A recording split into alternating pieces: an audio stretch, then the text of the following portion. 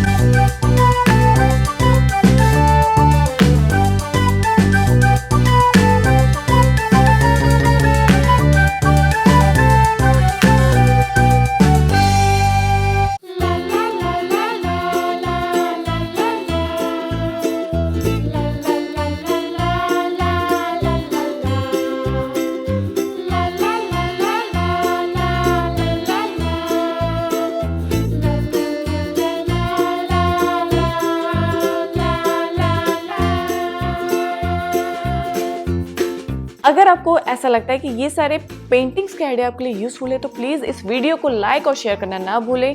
साथ में मम्मा super kids में नए हैं, अभी तक सब्सक्राइब नहीं किया तो इसे जरूर सब्सक्राइब कर ले, जिससे आपको इसी तरह से और भी इंटरेस्टिंग पेरेंटिंग्स के आइडियाज, फूड रेसिपीज के आइडियाज मिलते रहेंगे। तो चलिए आगे के वीडियो देखते हैं।